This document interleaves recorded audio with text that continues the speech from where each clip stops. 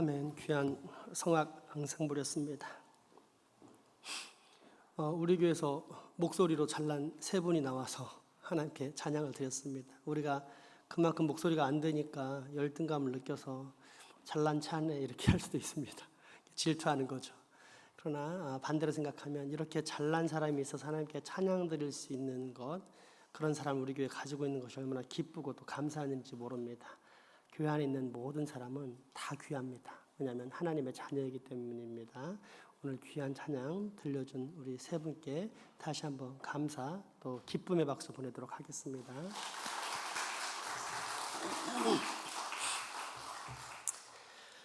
원죄로 전적 타락에 빠진 인간은 하나님과 완전히 단절되어 그 죄값에 상응하는 영원한 형벌만이 기다리고 있었습니다.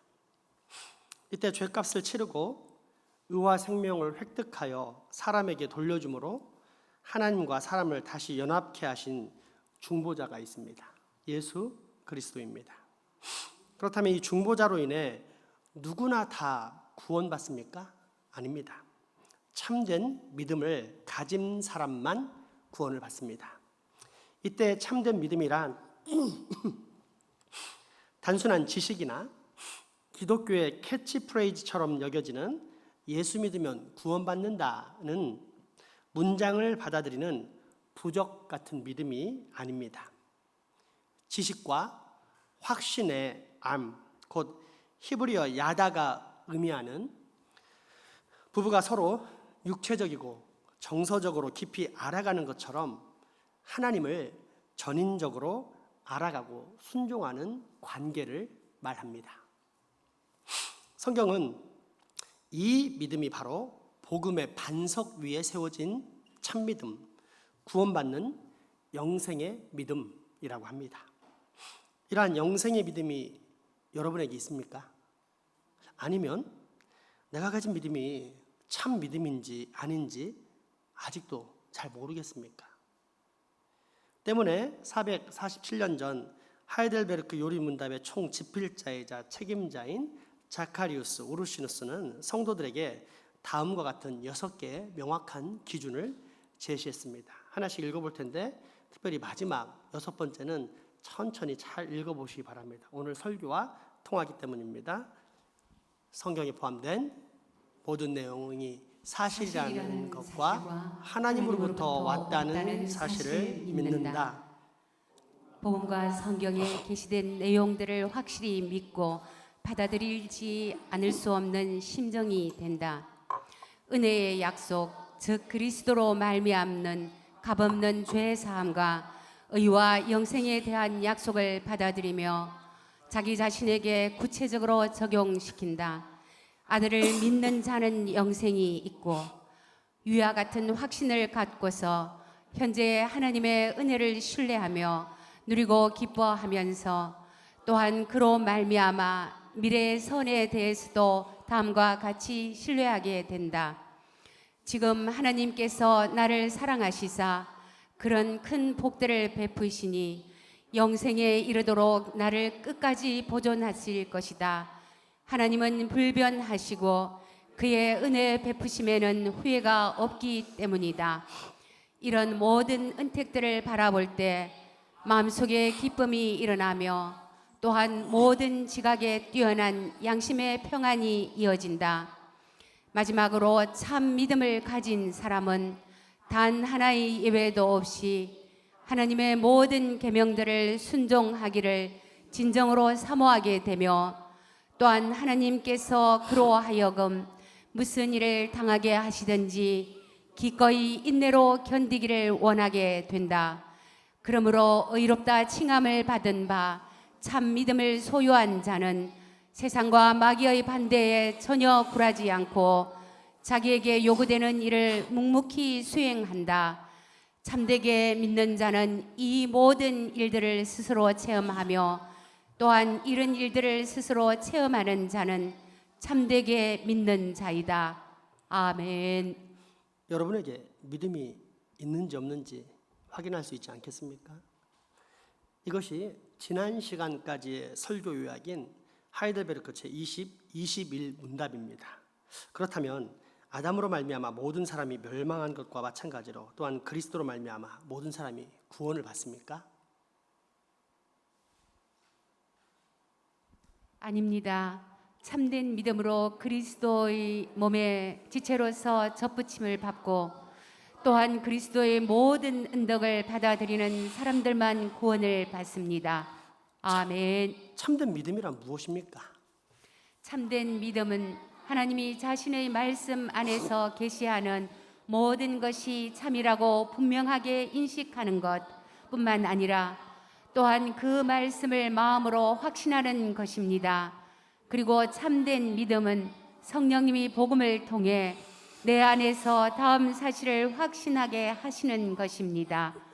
곧 순전한 은혜로 오직 그리스도의 공로로 말미암아 다른 사람들뿐만 아니라 나에게도 하나님이 죄의 사함과 영원한 의와 구원을 베풀어 주심을 믿는 것입니다.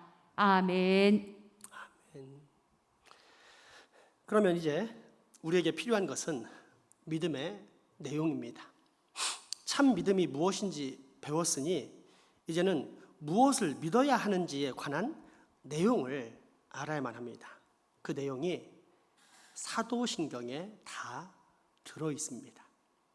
우리는 사도신경을 습관적으로 낭송합니다. 마치 이방 종교가 어떠한 특정한 문구를 주문으로 만들어 반복적으로 외우는 것처럼 기독교의 주문을 외우듯이 습관적으로 낭송합니다. 그러나 사도신경은 그런 조잡한 주문이 아닙니다. 사람이 구원받을 수 있는 가장 기초적이고 근원적인 내용을 제공하는 최고의 신앙 고백입니다. 하이델베르크 제22, 23문답입니다. 특별히 23문답은 내용을 음미하면서 천천히 읽어보겠습니다. 그러면 그리스도인은 무엇을 믿어야만 합니까? 복음을 통해 하나님이 우리에게 약속하신 모든 것을 믿어야만 합니다. 우리가 공통으로 믿고 있으며 또한 의심의 여지가 전혀 없는 기독교 신앙 고백의 조항들이 그것을 요약해서 가르쳐 줍니다. 아멘. 이 조항들 사도신경의 내용은 무엇입니까? 나는 전능하신 아버지 하나님 천지의 창조주를 믿습니다. 나는 그의 유일하신 아들 우리 주 예수 그리스도를 믿습니다. 그는 성령으로 잉태되어 동정녀 마리아에게서 나시고 본디오 빌라도에게 고난을 받아 십자가에 못 박혀 죽으시고 장사된 지 사흘 만에 죽은 자 가운데서 다시 살아났으며 하늘에 오르시어 전능하신 아버지 하나님 우편에 앉아 계시다가 거기로부터 살아있는 자와 죽은 자를 심판하러 오십니다. 나는 성령을 믿으며 거룩한 공교회와 성도의 교제와 죄를 용서받는 것과 몸의 부활과 영생을 믿습니다. 아멘. 이렇게 우리는 매주일 또는 매일 사도신경을 암송합니다. 내가 믿는 바 신앙을 고백하는 것입니다. 그럼에도 불구하고 여전히 사도신경 낭송 시간에 아무 생각 없이 습관적으로 읽는 사람들이 있는 것을 봅니다. 왜 그럴까요? 크게 세 가지인데, 첫째, 참 믿음의 내용이 무엇인지 아직 잘 모르거나, 둘째, 알고는 있지만 사실상 자기와는 아무 상관이 없다고 여기는 불신 가운데 있거나, 마지막 셋째, 믿음의 내용과 구원의 감격이 희미해져 신앙생활이 점차 종교생활로 변해가고 있거나입니다. 따라서 이 시간은 사도신경이 말하는 복음과 구원, 그로 말미암아 들어가 살게 될 하나님의 나라에 대한 우리의 믿음을 다시 한번 점검해 보고자 합니다. 천국 하면 죽어서 가는 좋은 곳 또는 내세 정도로만 생각합니다. 물론 천국, 하나님의 나라에는 우리가 죽어서 가는 내세가 분명히 들어 있습니다. 그런데 예수님과 사도 바울이 단순히 죽어서 가는 좋은 곳에 대해서만 그렇게 열심히 가르치셨을까요? 바울이 3개월 동안 에베소에서 가르친 내용이 그뿐이었을까요? 아닙니다. 하나님의 나라, 천국은 그리스도인의 신앙생활 전체를 말합니다. 그래서 기독교는 하나님의 나라 이야기라고 정의할 수 있습니다. 그럼에도 불구하고 우리 교회들은 이 하나님의 나라를 충분히 이해하지 못했는데 가장 큰 이유가 바로 이 천국이라는 단어 때문입니다. 천국은 하나님 나라와 같은 말입니다. 그런데 번역 때문에 단어의 의미가 나뉘었습니다. 성경은 분명히 하나님의 나라가 어떤 곳인지 구체적으로 여러 곳에서 명시하고 있지만 한자 문화권에서는 하나님의 나라 천국을 기존에 가지고 있던 생각과 개념의 틀 안에서 받아들이고 번역했습니다. 예수님이 살던 당시 언어적, 종교적 세계관의 의미는 모두 사라진 채 말입니다. 한마디로 완전히 다르게 이해한 것입니다. 한자 문화권에서는 하늘이라고 하면 옛날에 옥황상제를 떠올립니다. 저 하늘에 신이 있으며 천국은 죽으면 가는 극락 같은 곳입니다. 게다가 동양권은 나라를 왕권, 통치의 개념으로 이해하기보다 땅덩어리라는 지리적 개념, 영토적으로 이해합니다. 그래서 나라 하면 일본 땅, 중국 땅처럼 어딘가 존재하는 땅이라고 생각합니다. 때문에 하늘나라, 하나님의 나라도 하늘 저 어딘가에 존재하는 땅덩어리. 그래서 그곳 사는 집 개념으로 받아들였습니다. 저 하늘 어딘가에 천국, 천당이 있다고 생각했습니다. 하늘나라에 옥황상제가 있고 선녀들이 춤을 추고 신선들이 어울려 놀고 있는 것처럼 성경이 말하는 하나님 나라도 그처럼 하나님이 계시고 천사들이 살고 있는 어떤 지역의 개념으로만 이해한 것입니다. 만약 예수님이나 제자들, 사도 바울이 이 말을 들었으면 아마도 까무러쳤을 겁니다. 왜냐하면 예수님과 사도 바울은 한 번도 천국이라는 단어를 우리와 같은 개념으로 사용한 적이 없었기 때문입니다. 예수님이나 사도 바울, 제자들에게 하늘나라, 천국이란 개념은 하나님께서 통치하신다라는 역동적인 왕권입니다. 예를 들자면 기적적으로 감옥문이 열려 나온 베드로나 독사에게 물려도 죽지 않았던 사도 바울의 사건입니다. 굳게 닫혀있던 감옥문이 열쇠도 없이 갑자기 확 열릴 수 있습니까? 치명적인 독을 가진 열대의 독사에게 물렸는데도 죽지 않고 멀쩡히 살아서 돌아다닐 수 있습니까? 자연법으로는 불가능합니다. 기적이 필요합니다. 이때 기적을 일으키신 분이 누구입니까? 이 세상의 자연 법칙을 관장할 뿐 아니라 초월적인 기적까지도 마음대로 자신의 마음껏 다스릴 수 있는 분이 누구입니까? 하나님이십니다. 무엇보다도 우리 그리스도인들은 이러한 하나님의 기적을 많이 경험합니다. 하나님께서 이 세상을 다스리는 진짜 왕, 참 주인이라는 사실을 그 누구보다도 확실하게 체험하는 것입니다. 따라서 우리 그리스도인들에게 하나님의 나라, 천국이란 단지 죽어서 가는 저 천당을 말하는 것이 아니라 하나님의 통치, 하나님의 주인 되심, 하나님께서 친히 현세와 내세 온 세상을 다스리신다라는 하나님의 왕 되심을 의미하는 것입니다.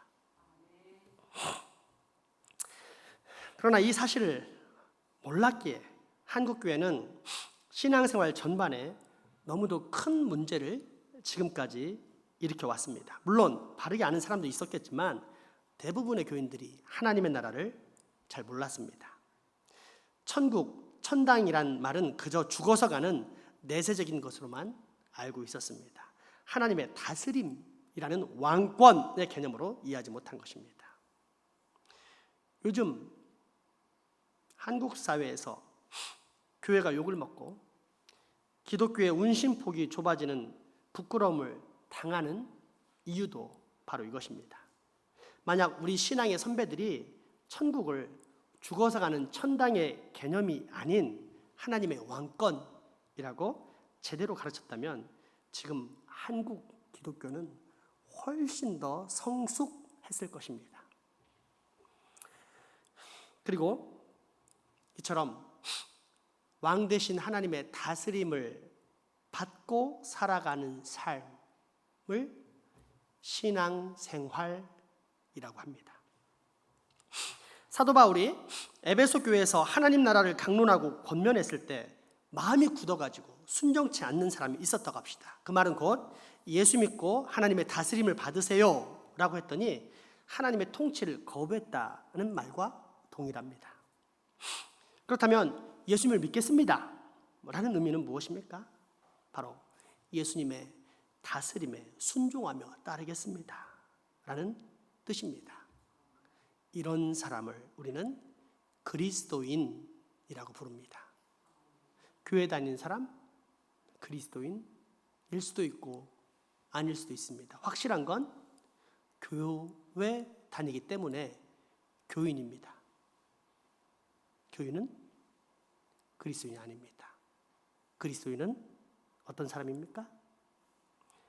나의 왕 대신 예수님의 다스림에 순종하며 따르겠습니다 라고 고백하고 실제로 따라 사는 사람입니다. 그러면 죄란 무엇입니까? 그렇게 강조했음에도 불구하고 여전히 우리는 성경이 말하는 죄를 오해합니다. 세상의 윤리적, 도덕적인 기준과 범위에서만 죄를 정의합니다. 그러나 기독교에서 말하는 죄는 그런 의미가 아닙니다. 하나님과의 관계성에서 비롯됩니다. 하나님을 하나님으로 여기지 않고 자신의 육체와 마음이 원하는 대로 살아가는 것, 하나님을 마음에 두기 싫어하는 것, 이것이 바로 기독교에서 말하는 죄입니다. 그분의 다스림 앞에 승복하지 않고 살아가는 삶, 불순종이 곧 죄입니다. 잘 와닿지 않나요? 극단적으로 이렇게까지 이야기할 수 있습니다. 그러나 이것은 비유가 아니라 사실입니다. 하나님의 다스림에 승복하지 않고 내 뜻대로 내가 주인이 되어 내 인생을 착하게, 성실하게, 멋지게 성공을 추구하며 살아가는 것입니다. 그래서 가정적으로는 부모님께 효도하고 자녀들을 잘 키우며 날마다 즐거움과 기쁨, 행복 속에 살아가는 것, 그러면서 많은 사람들에게 인정과 칭찬을 받으며 살아가는 것, 이것을 바로 죄라고 합니다. 이 세상의 관점으로는 도무지 이해할 수 없는 말입니다. 때문에 성경은 단순히 자기 연민이나 큰 후회, 자기 반성을 회개라고 하지 않습니다. 우리가 가진 죄의식과 죄책감이 단지 내가 과거에 했던 잘못된 행동 때문이다 라고 생각하고 하나님과의 바른 관계로 발전하지 않는다면 진정한 하나님의 용서를 경험할 수 없다는 뜻입니다.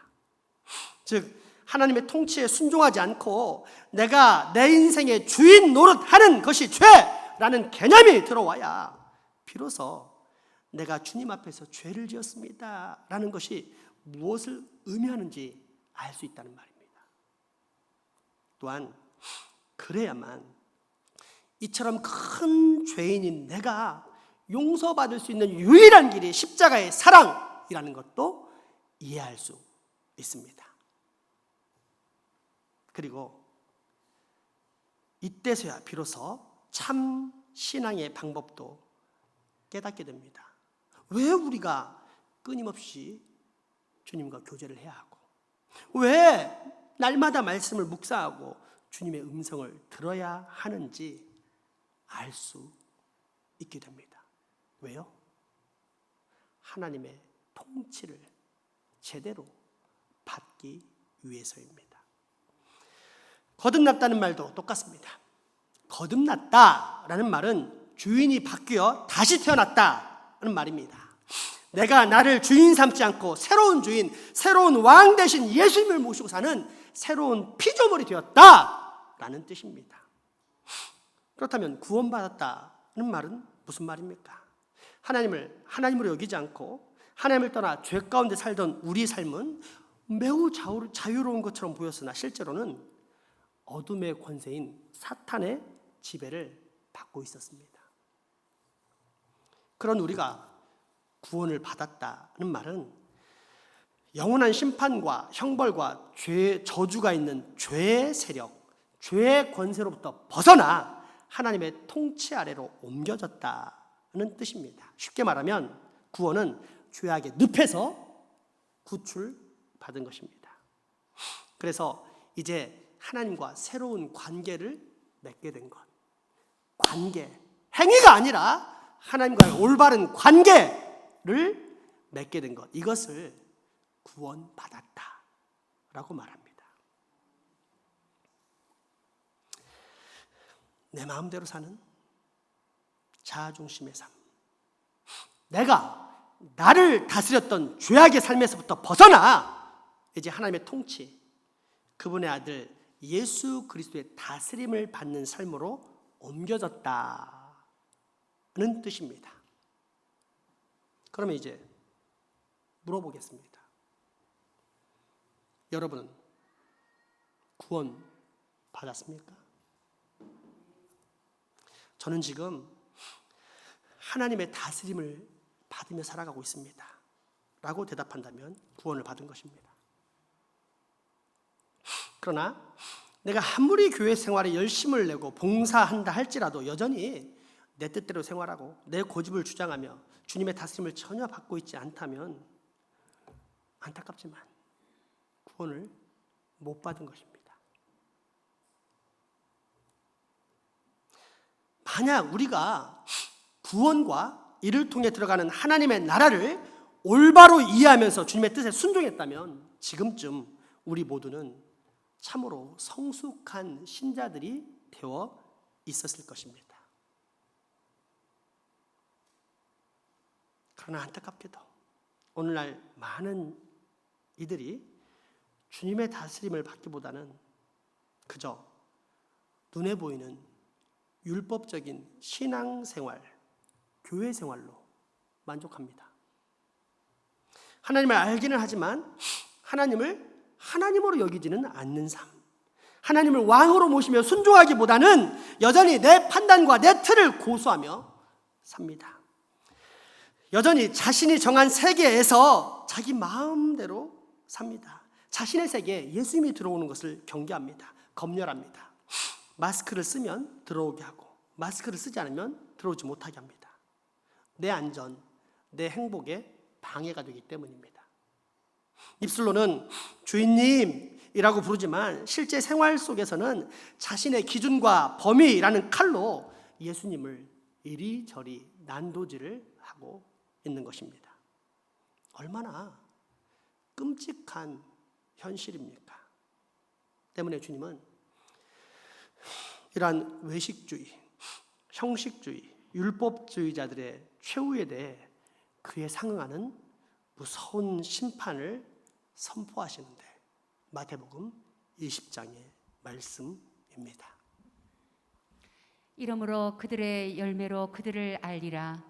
나더러 주여 주여 하는 자마다 다 천국에 들어갈 것이 아니요 다만 하늘에 계신 내 아버지의 뜻대로 행하는 자라야 들어가리라. 그날에 많은 사람이 나더러 이르되 주여 주여 우리가 주의 이름으로 선지자 노릇하며 주의 이름으로 귀신을 쫓아내며 주의 이름으로 많은 권능을 행하지 아니하였나이까 하리니 그때에 내가 그들에게 밝히 말하되 내가 너희를 도무지 알지 못하니 불법을 행하는 자들아 내게서 떠나가라 하리라. 그러므로 누구든지 나의 이 말을 듣고 행하는 자는 그 집을 반석 위에 지은 지혜로운 사람 같으리니 비가 내리고 창수가 나고 바람이 불어 그 집에 부딪히되 무너지지 아니하나니 이는 주추를 반석 위에 놓은 까닭이요 나의 이 말을 듣고 행하지 아니하는 자는 그 집을 모래 위에 지은 어리석은 사람 같으리니 비가 내리고 창수가 나고 바람이 불어 그 집에 부딪힘에 무너져 그 무너짐이 심하니라. 아멘. 그러나 이처럼 아무리 엄중하신 예수님의 경고가 들려와도 구원받지 못한 사람은 무슨 말인지 전혀 모릅니다. 아니, 머리로는 혹시 알지 몰라도 절대 순종의 삶, 즉 하나님의 나라로는 들어가지 못합니다. 예수님께서 구약의 이사야 선지자의 예언을 인용한 마태복음 13장 말씀을 한번 들어보십시오. 그러므로 내가 그들에게 비유로 말하는 것은 그들이 보아도 보지 못하며 들어도 듣지 못하며 깨닫지 못함이니라. 이사야의 예언이 그들에게 이루어졌으니 일러서되 너희가 듣기는 들어도 깨닫지 못할 것이요 보기는 보아도 알지 못하리라. 아멘. 그러나 구원받은 사람, 그러니까 하나님의 선택을 받은 사람은 어떻게 행합니까? 겸손 가운데 기도합니다. 주님, 불법을 행하는 자가 아니라 주님의 뜻을 이루는 자가 되기 원합니다. 순종하는 삶이 되기 원합니다. 하늘에서 아버지의 뜻이 이루어진 것처럼 제 삶과 가정과 일터 등 내 삶의 모든 여정이 언제나 하나님의 나라 가운데 있기를 소망합니다.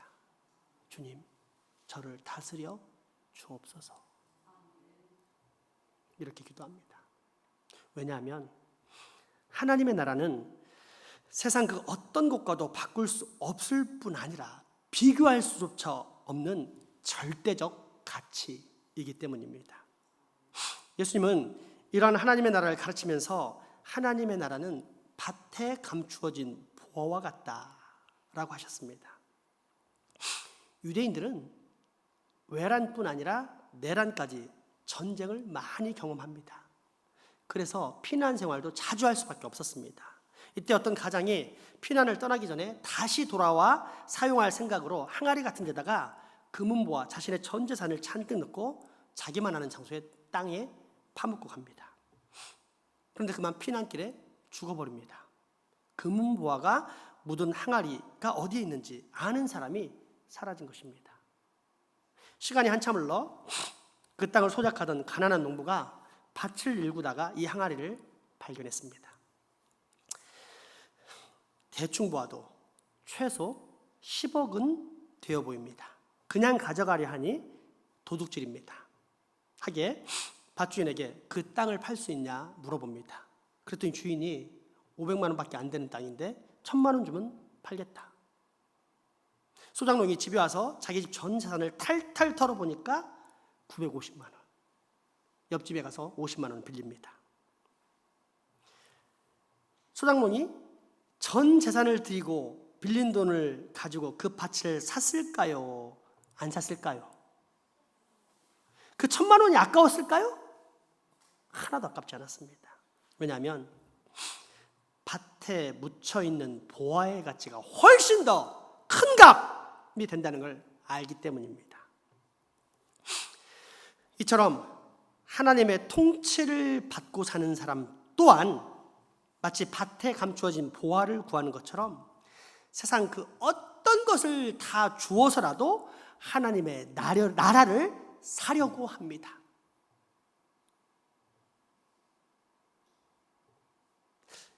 예수님께 어떻게 하면 영생을 얻을 수 있는지 물었던 부자 청년이 있습니다.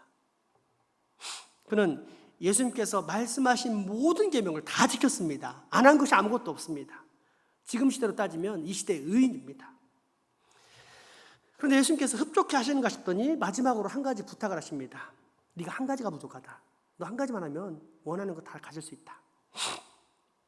가진 재물을 모두 팔아 가난한 사람들에게 나눠주어라 고 하시자 청년은 고민을 하며 돌아갔습니다.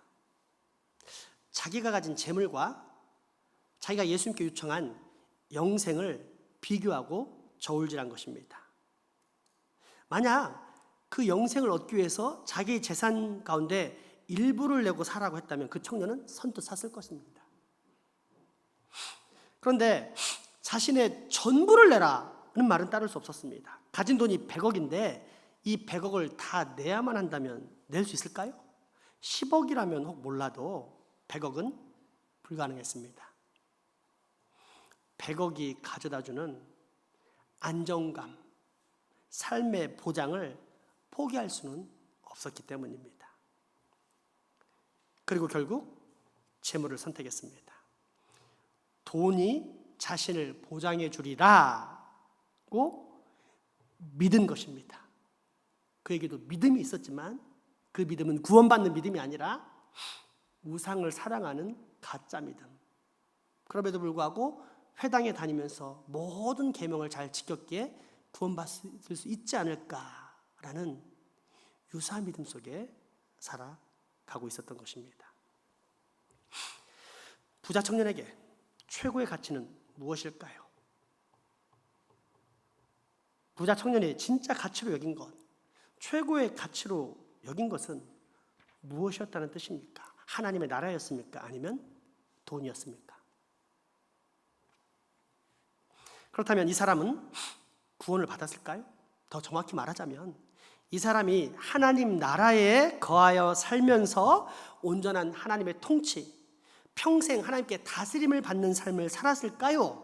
아니면 열심히 회당은 다녔지만 여전히 하나님 나라 밖에서 방황하다가 죽게 되었을까요?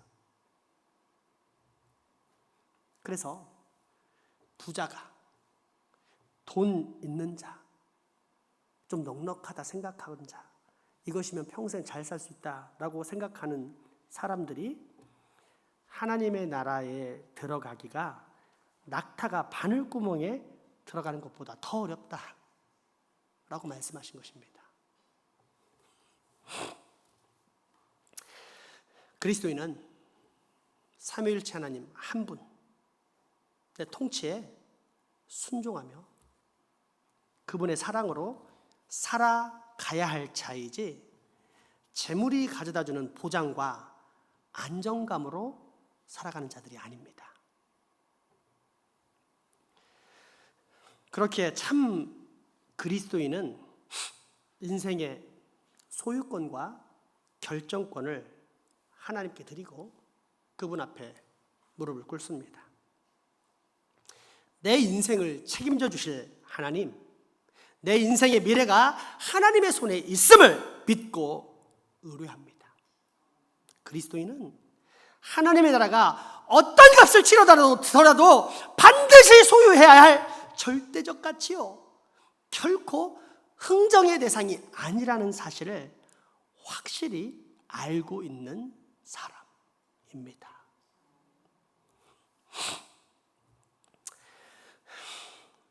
그리고 놀라운 역사는 이때부터 시작됩니다. 이처럼 하나님의 나라를 획득한 사람, 그래서 하나님의 나라 가운데 살아가는 사람은 그때부터 그가 거하는 모든 곳이 거룩한 땅이 됩니다. 하나님은 그의 아버지가 되시고 그는 하나님의 자녀가 됩니다. 내가 거하는 모든 것이 하나님께서 통치하시는 하나님의 나라가 된다는 사실을 알게 됩니다. 비로소 참 믿음을 얻게 되는 것입니다. 때문에 오늘 본문은 우리에게 하나님의 통치, 하나님께 다스림을 받는 것이 나에게 진짜 중요하고 가장 가치 있는 일이냐? 라고 물어봅니다. 그러므로 말미암아 내가 지금 하나님의 나라 백성으로 제대로 살아가고 있는지, 즉 예수님이 내 안에, 내가 예수님 안에 거하는 참 믿음이 있는지 확실하게 점검해 보라고 말씀하십니다. 오늘 본문 고린도후서 13장 5절 말씀입니다. 너희는 믿음 안에 있는가? 너희 자신을 시험하고 너희 자신을 확정하라. 예수 그리스도께서 너희 안에 계신 줄을 너희가 스스로 알지 못하느냐? 그렇지 않으면 너희는 버림받은 자니라. 아멘. 여러분 이 시간 꼭 기억해야 될 한 가지가 있습니다. 여러분의 인생뿐 아니라 우리 모두가 살아가는 이 온 천하의 주인은 절대 인간도 아니고 사탄도 아니라는 사실입니다. 이 세상의 주인은 하나님이십니다. 하나님께서 친히 통치하시며 운행하시며 지금도 이 자리에 임재해 계십니다. 그리고 예수님을 온전히 믿어 예수님께 접붙임 바 된 우리는 하나님의 영광스러운 백성이며 하나님을 아빠, 아버지라고 부르는 하나님의 자녀입니다. 따라서 하나님의 다스림에 순종하며 살아가는 우리 삶의 현장인 가정, 교회, 일터, 곧 내가 서 있는 모든 곳은 거룩한 땅입니다. 다시 말해, 내가 있는 곳이 그 어디이든지 하나님을 하나님으로 대접하는 하나님의 자녀, 하나님이 하나님 되심을 나타내는 하늘나라의 거룩한 백성으로 이제 나는 살아가는 것입니다. 때문에 초기 기독교 시대 어떤 로마 관리는 당시 성도들의 모습을 보면서 상부에다 이렇게 보고했다고 기록합니다. 함께 읽어보겠습니다. 저들은 이 땅에 두 발을 딛고 서 있지만 이 땅에 속한 자들이 아니라 하늘에 속한 자들입니다. 그리고 저들은 육신을 입고 살지만 육으로 사는 자들이 아니라 하나님의 영으로 살아가는 자들입니다. 아멘. 다시 한번 여러분의 정체성을 고백하면서 읽어보도록 하겠습니다. 저들은 이 땅에 두 발을 딛고 서 있지만 이 땅에 속한 자들이 아니라 하늘에 속한 자들입니다. 그리고 저들은 육신을 입고 살지만 육으로 사는 자들이 아니라 하나님의 영으로 살아가는 자들입니다. 아멘. 이제 이 고백을 다른 사람이 아닌 하나님 나라에 속한 하나님의 백성인 나의 정체성이란 사실을 깨닫고 저들 대신에 나를 넣어서 고백하겠습니다. 나는 이 땅에 두 발을 딛고 서 있지만 이 땅에 속한 자가 아니라 하늘에 속한 자입니다. 그리고 나는 육신을 입고 살지만 육으로 사는 자가 아니라 하나님의 영으로 사는 자입니다. 아멘. 신구약을 통한 성경의 주제를 만약에 한 문장으로 말하면 다음과 같습니다. 나는 너희의 하나님이 되고 너희는 나의 백성이 되리라. 우리가 가져야 할 참 믿음이 무엇인지를 너무나도 명확히 가르쳐 주시는 말씀입니다. 그렇다면 여러분, 우리가 어떻게 살아야겠습니까? 내가 서 있는 이 모든 곳이 거룩한 땅, 하나님의 통치가 이루어지는 하나님의 나라라는 사실을 받아들이는 참 믿음을 반드시 가져야 하지 않겠습니까? 기도합시다. 사랑과 은혜가 충만하신 나의 주 나의 하나님, 오늘 우리가 갖춰야 할 올바른 신앙, 반드시 점검해야 할 참 믿음을 살펴보게 하심을 감사합니다. 이제 우리가 반드시 하나님으로 대접하는 하나님의 백성으로 살아가게 하여 주옵소서.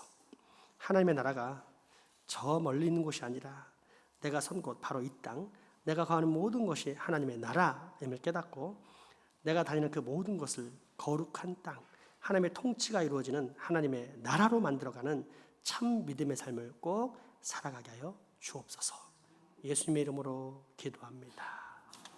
아멘. 헌금하시겠습니다.